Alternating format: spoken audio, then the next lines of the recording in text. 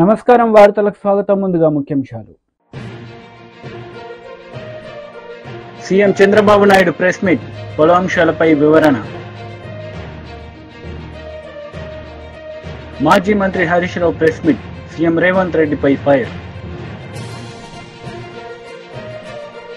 TDP అధినేత Nara Chandrababu Naidu press meet నిర్వహించారు. ఈ సందర్భంగా పలు అంశాలపై ఆయన మాట్లాడారు. నేను ఒక 100 సార్లు ఈ ప్రాజెక్ట్ గురించి రివ్యూ చేసుంటాను. 30 టైమ్స్ ఇక్కడికి వచ్చి ప్రాజెక్టులో చూశాను. అడుగడుగున అన్ని నిర్ణయాలు నేను భాగస్వామ్యం అర్థం చేసుకోగలిగాం. ఈరోజు ఒక పక్కన డయాఫామ్ వాల్ 3 బిట్స్ లో పోతే ఇప్పుడు ఆల్టర్నేటివ్స్ ఏంటంటే నియమవేషాలు లెక్కేసే పరిస్థితికి వచ్చారు. ఇందులో ఆ 2 బిట్లు కానీ ఎక్కడికక్కడ ఒక parallel D wall, diaphragm wall బయటికి ఎక్కడ డ్యామేజ్ అయిందో దానికంటే ముందు ఒక ప్యారలల్ గా పెట్టి దాన్ని కవర్ చేస్తే 447 కోట్లు అవుతుంది. మామూలుగా మనం ఖర్చు పెట్టింది 446 కోట్లు. ఇప్పుడు రిపేర్ చేయడానికి 447 కోట్లు. ఓకే, మొత్తం దాని అప్పటికి కూడా గ్యారంటీ లేదు.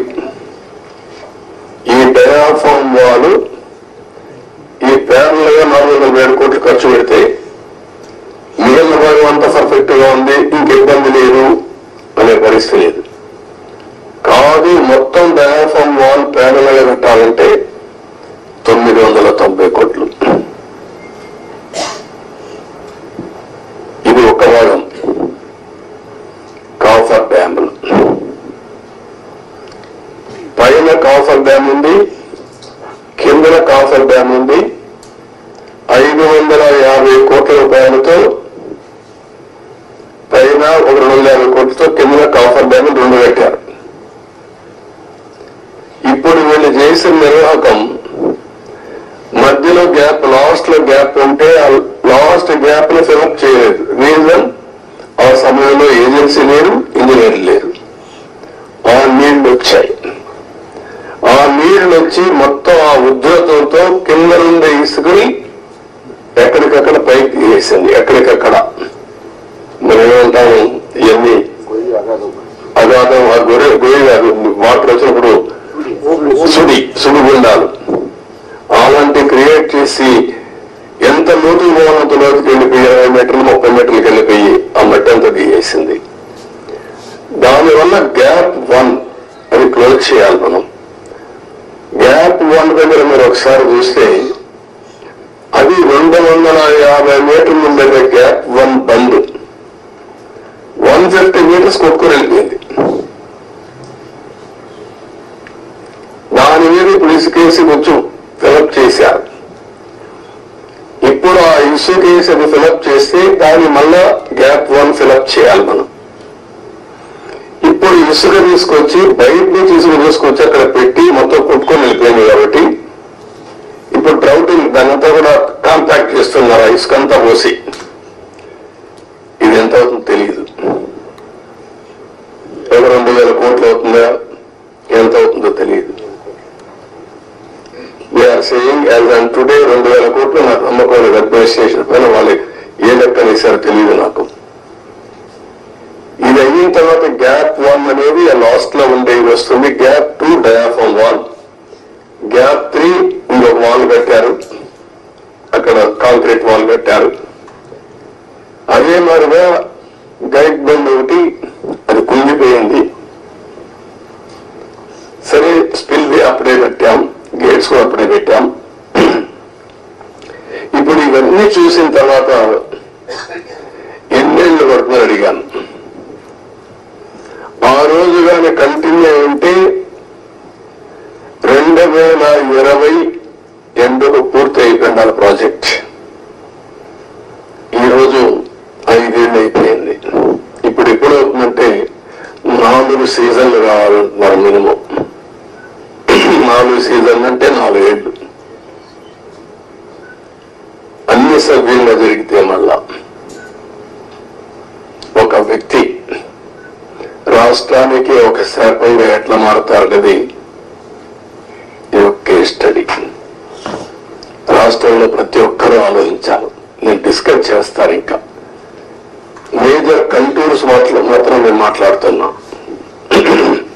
మామూలుగా చాలా మందికి అర్థం కాదు కానీ సబ్జెక్టు ఇవన్నీ చూసిన తర్వాత నాకు ఫస్ట్ నుంచి టచ్ లో ఉన్నాను కాబట్టి అర్థం చేసుకోగలుగుతున్నా. ఇవన్నీ కూడా ఇంకా టెక్నాలజీస్ లో డిఫరెంట్ కంపెనీస్ కి అప్పచెప్పారు. ఒక మిస్సెస్ ఆఫ్రే India private limited Noida Sweden company వాళ్ళని సెంట్రల్ వాటర్ కమిషన్ రికమెండ్ చేశారు. దీని కూడా వైపులో స్టోన్ కాలమ్స్ ఇవన్నీ కూడా ఏ విధంగా చేయాలి ఎట్లా. మాజీ మంత్రి హరీష్ రావు మీడియా సమావేశం నిర్వహించారు. ఈ సందర్భంగా పలు అంశాలపై ఆయన మాట్లాడారు. నెలకొన్నది.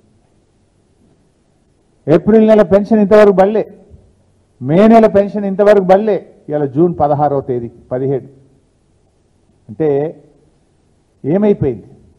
ఓట్లు డబ్బలు పడ్డాక పార్లమెంట్ ఎన్నికలు ముగిసిన తర్వాత ఇలా 2 నెలల పెన్షన్ ఆగింది. రాష్ట్రంలో అనేక జిల్లాల్లో ఏప్రిల్ నెల పెన్షన్ వల్లే, మే నెల పెన్షన్ అయితే ఏ జిల్లాలో కూడా పడలేదు. ఇలా రెక్కాడితే డొక్కాడని వాళ్ళు 2000 రూపాయలు వస్తే ఇంత మందు గోళీలో సూదీలకో ఇంత బుక్కడి అన్నం తిని బతికేటువంటి ఆ అభాగ్యుల పట్ల ఈ ప్రభుత్వానికి ఎందుకు అంత చిన్న చూపు అని నేను అడుగుతా ఉన్నా. మీ ప్రాధాన్యత ఏంది?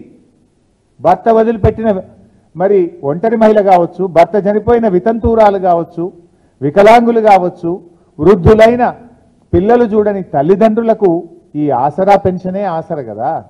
ఆ ఆసర నుండి అవ్వాతాతల్ని ఎందుకు దూరం చేస్తున్నారు? ఆ అవ్వాతాతలకు ఇచ్చిన మాట ఎందుకు నిలుపుకోలేకపోతున్నారు? ఏమైంది? ఏప్రిల్ నెల ఎందుకు ఇప్పటిదాకా 2000 రూపాయల పెన్షన్ ఇవ్వలేదు? మే నెల ఇంకెప్పుడు ఇస్తారు అని నేను అడుగుతా ఉన్నా. ఎలక్షన్లప్పుడేమో జనవరిలో ఒక నెల పెన్షన్ ఎగ్గొట్టిండ్రు.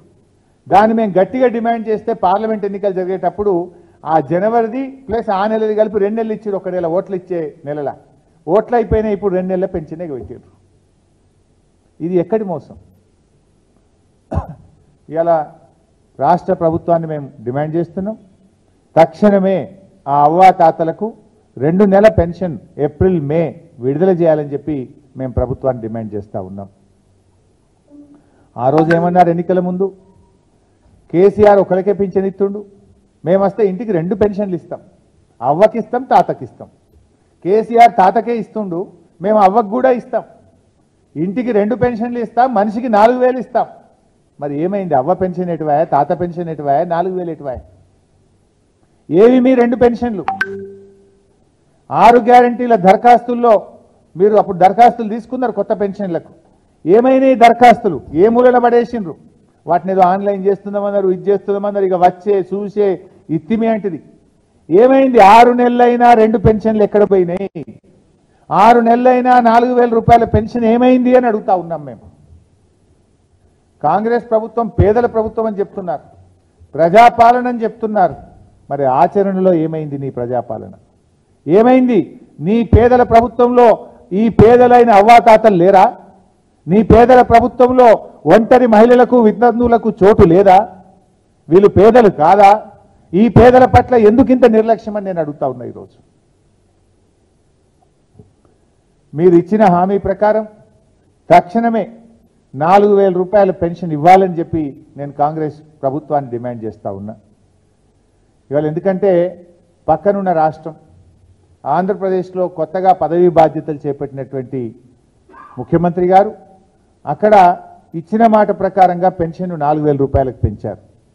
4000 రూపాయలకు మొదటి సంతకం చేశారు. మొదటి సంతకం చేస్తేనన్నారు, మాట ప్రకారంగా చేశారు. మరి మీ మొదటి సంతకం ఏమైంది? డిసెంబర్ 9 నాడే సంతకం పెడతాం, 4000 పెన్షన్ ఇస్తామన్నారు కదా. కనీసం ఆంధ్రప్రదేశ్ను చూసైనా నేర్చుకోండి, కళ్ళు తెరవండి అని చెప్పి నేను డిమాండ్ చేస్తా ఉన్నా. ఆంధ్రప్రదేశ్లో సాధ్యం అవుతుంది ఎట్లా, తెలంగాణలో కాదెట్లా అని చెప్పి నేను అడుగుతా ఉన్నా. ఇవాళ మీరు అక్కడ ఆంధ్రప్రదేశ్లో మనం చూసాం, పత్రికలు చదివాం మేము. 3 నెలలు retrospective effect, April May June నెలలకు సంబంధించిన 1000 రూపాయలు కలిపి జూన్ నెలలో ఇచ్చే 4,000 కలిపి 7,000 రూపాయల పెన్షన్ అవ్వాతాతలకు ఒకేసారి ఇస్తున్నాం. అంటే పాత 3 నెలలు కూడా ఇస్తాం అని పాత 3 నెలలు కలిపి ఇవాళ 7,000 రూపాయల పెన్షన్ను అక్కడ అవ్వాతాతలకు అందిస్తూ ఉన్నారు. మరి మీరు ఎప్పటి నుంచి ఇస్తారు? మీరు 6 నెలలైనా ఎందుకు ఇవ్వట్లేదు? ఇవాళ అందువల్ల ఇవాళ ఆంధ్రప్రదేశ్లో ఇచ్చిన విధంగా బీజేపీ లీడర్ మీడియా సమావేశం నిర్వహించారు. ఈ సందర్భంగా పలు అంశాలపై ఆయన మాట్లాడారు. స్వాగతం రాష్ట్ర భారతీయ జనతా పార్టీ చేస్తా ఉంది.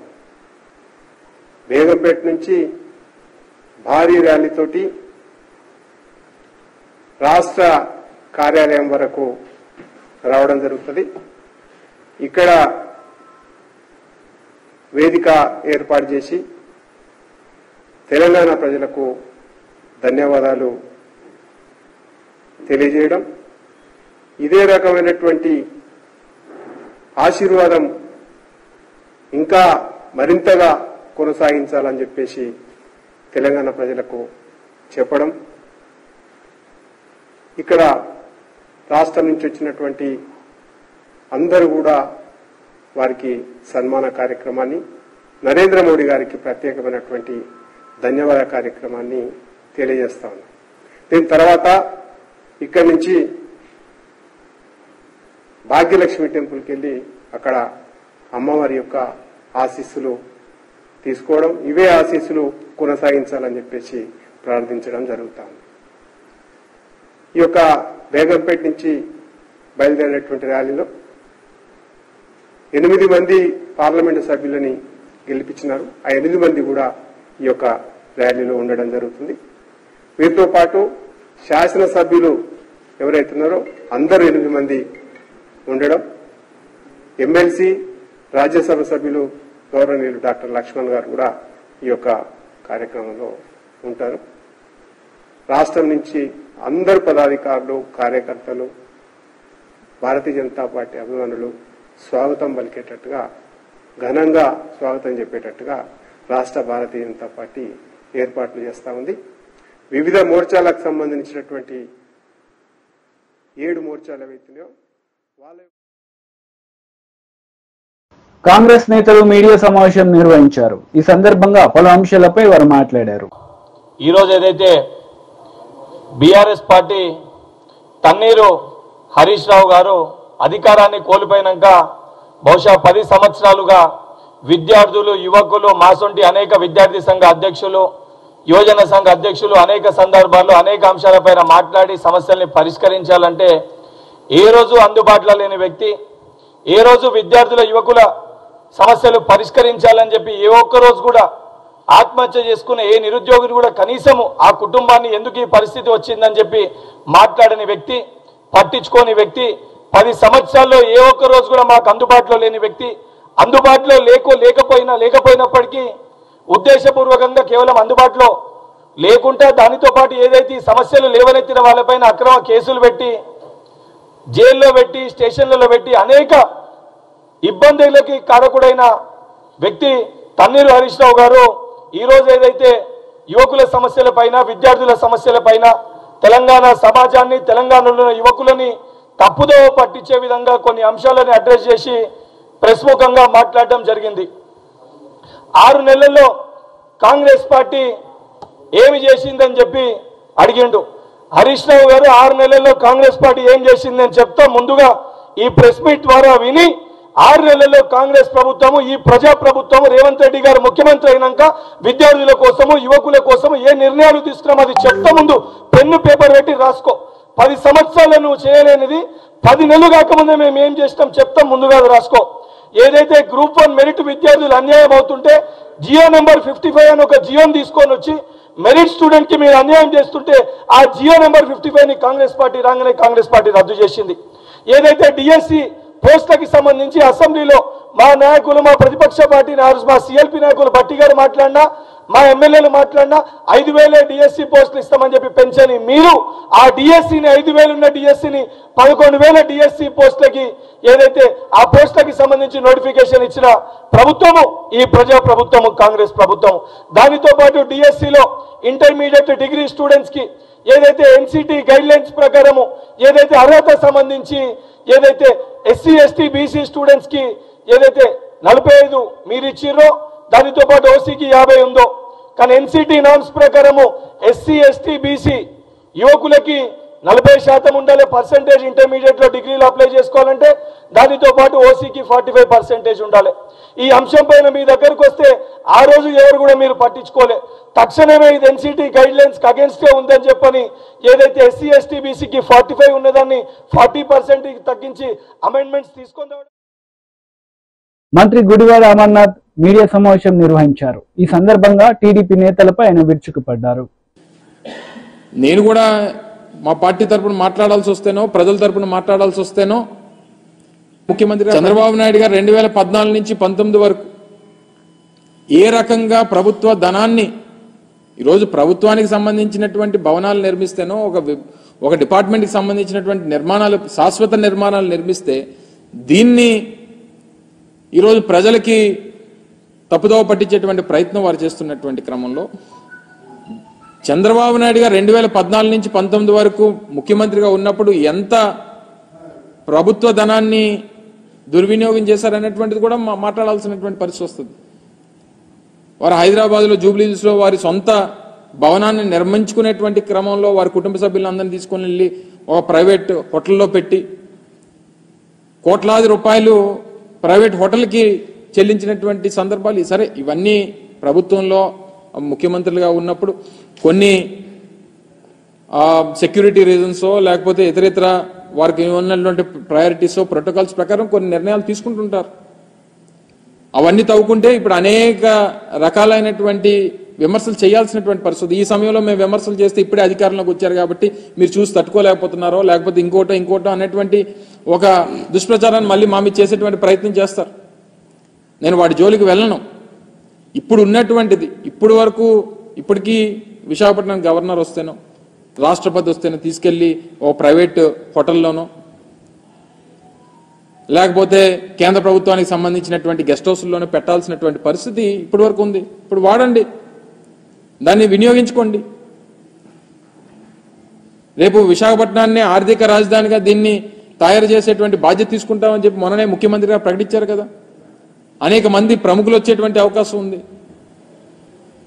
విశాఖపట్నం ఈస్టర్న్ నేవల్ కమాండ్కి మనం హెడ్ క్వార్టర్గా ఉన్నటువంటి క్రమంలో అనేక సందర్భాల్లో రాష్ట్రపతులు, అనేక సందర్భాల్లో ప్రధానమంత్రి గారు వచ్చేటువంటి సందర్భాలు ఉన్నాయి. ఉపరాష్ట్రపతులు మొన్న గతంలో ఆంధ్ర మన మెడికల్ ఏఎంసీకి సంబంధించినటువంటి ఫంక్షన్కి వచ్చారు, 100 years ఫంక్షన్కి. అనేక సందర్భాల్లో దేశానికి సంబంధించినటువంటి ప్రముఖులు వస్తుంటారు. అనేక మంది దేశ విదేశాల నుంచి వచ్చినటువంటి ప్రతినిధులు వస్తుంటారు. వినియోగించండి. జగన్మోహన్ రెడ్డి గారు ఉండరే రేపు నుంచి వచ్చి, లేదా వైఎస్ఆర్ కాంగ్రెస్ పార్టీ నాయకులు ఉండరే అందులో. ప్రభుత్వానికి సంబంధించి టూరిజం డిపార్ట్మెంట్కి సంబంధించినటువంటి నిర్మాణాలు దాన్ని ఏ రకంగా వినియోగించుకోవాలనేటువంటిది చేయండి. 4-5 బ్లాకులు ఉన్నాయి అందులో. అది ప్రజలు వినియోగిస్తారా లేకపోతే టూరిజం వినియోగిస్తారా లేకపోతే ప్రభుత్వం సంబంధించినటువంటి అది. టీడీపీ పోలిట్ బ్యూరో సభ్యులు వర్ల రామయ్య మీడియా సమావేశం నిర్వహించారు. ఈ సందర్భంగా సీఎం జగన్ రెడ్డిపై మండిపడ్డారు. ధనవంతుల బాట అధికారులు అనుకున్నారు, తమ పదవి శాశ్వతం అనుకున్నారు.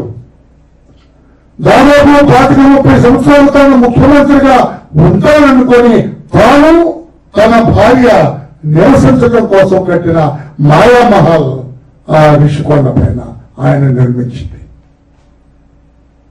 ఆ మాయామహల్ చూస్తే మనందరికీ అనిపిస్తుంది 500 కోట్ల రూపాయలతోటి ముఖ్యమంత్రి నివాస భవనం అండి.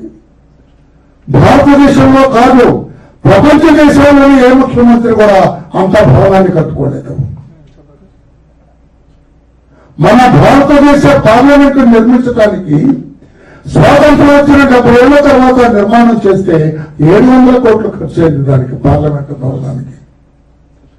ఈ జగన్మోహన్ రెడ్డి అధికారంలోకి వచ్చిన వెంటనే రాష్ట్రం పేదరికంలో కొట్టుమిట్టాడుతుంటే, పేదలందరూ కూడా అలవలక్ష్మణులను అలవడుతుంటే, ఒక పేదవాడికి కూడా ఇల్లు కట్టకుండా 500 కోట్ల రూపాయలు ఖర్చు పెట్టి ఆ రిషికొండ పైన ఒక అనాలోచితంగా అతను కట్టిన రాజమహల్ అదొక మాయమహల్. తన భార్య తాను నివసించడం కోసం 500 కోట్ల రూపాయల ప్రజాధనాన్ని వృధా చేసి ప్రజాధనాన్ని వెచ్చించి అంత మహల్ కడుతున్నారు.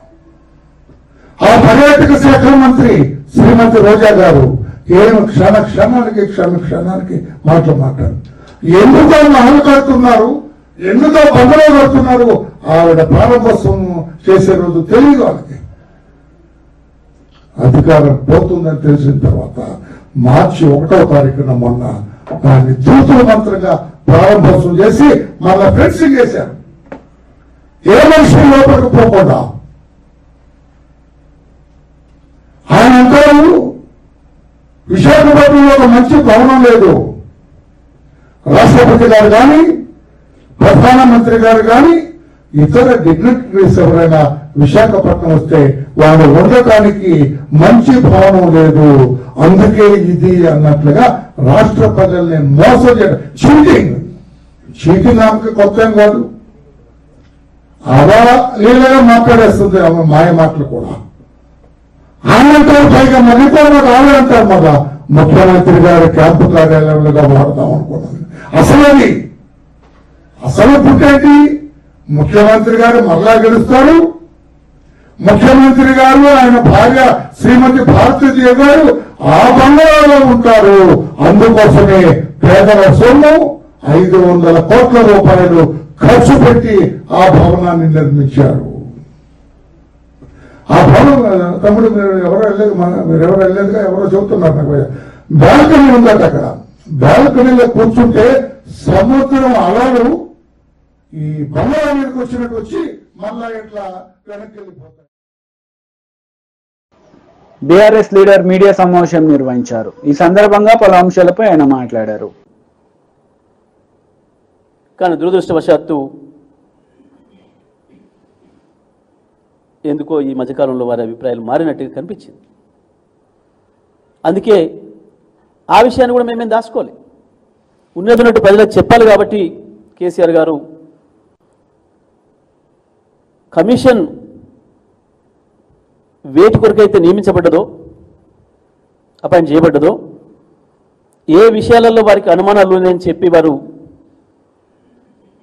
వారికి ఏం బాధ్యత ఇచ్చిండ్రో అవి ఏంటివో మాకు పంపించారు. కాబట్టి ఆ విషయాలన్నింటినీ కూడా వారి సందేహాలను నివృత్తి చేస్తూ వారికి సమాధానాలు ఇస్తూనే వారు చేసిన పని సరైంది కాదు, మీకు ఆల్రెడీ కేసీఆర్ గారి పైన ఒక అభిప్రాయం ఉంది కాబట్టి దయచేసి మీరే ఒప్పుకోవాల్సింది కాకుండా ఇది అనే విషయాన్ని కూడా వారికి చెప్తూ అందులో న్యాయపరమైన విషయాలు కూడా ఉటంకిస్తూ, వాస్తవానికి ఈఆర్సీలు అనేవి స్వతంత్ర కమిషన్లు, చట్టబద్ధమైన రాజ్యాంగబద్ధమైన క్వాజీ జ్యుడిషియల్ అధికారాలు ఉన్నాయి. ఒక కోర్టు ఇచ్చిన తీర్పు పైన ప్రభుత్వాలకి విచారణ చేసే హక్కు ఉండదు ఎప్పుడు కూడా. ఈవెన్ ఒక మేజిస్ట్రేట్ కోర్టు ఇచ్చినా సరే, ఒక మేజిస్ట్రేట్ కోర్టు ఇచ్చిన తీర్పునైనా ఆ పార్టీస్కి అభ్యంతరం ఉంటే పైకోర్టుకు వెళ్ళాలి. ఇది ఎక్కడైనా ఉన్నది, దేశవ్యాప్తంగా ప్రపంచవ్యాప్తంగా. కోర్టుల యొక్క తీర్పుల పైన ఎగ్జిక్యూటివ్ బాడీస్కి ఎప్పుడు కూడా అధికారం ఉండదు విచారణ చేయడానికి. ఇది ఇంత చిన్న విషయం, సహజ న్యాయ సూత్రం ఇది. మరి వాస్తవానికి హైకోర్టు జడ్జిగా సీజేగా వీరికి, రిటైర్డ్ సీజేగా వీరికి తెలిసి ఉండాలి. న్యాయంగా అప్పుడే వీరు ప్రభుత్వానికి చెప్పి ఉండాలి. ప్రభుత్వంలో ఉన్న పెద్దలకు తెలిసి ఉండకపోవచ్చు, చెప్పి ఉండాలి. అవి మీరు పెట్టిన దాంట్లో ఈఆర్సీల పాత్ర ఉంది, ఈఆర్సీలు తీర్పిచ్చినాయి, ఈ పలానా విషయాల్లో మనం విచారణ చేయడానికి లేదు మనకు హక్కు, ఇవి తీసేయండి అని అడిగి ఉండాలి మీరు. ఈఆర్సీ దేంట్లోనైతే తీర్పు ఇచ్చిందో దానిపైన నేను మళ్ళీ విచారణ చేయకూడదనే విషయాన్ని వారు చెప్పి ఉండాలి న్యాయంగా. వార్తలు ముగించే ముందు ముఖ్యాంశాలు మరోసారి.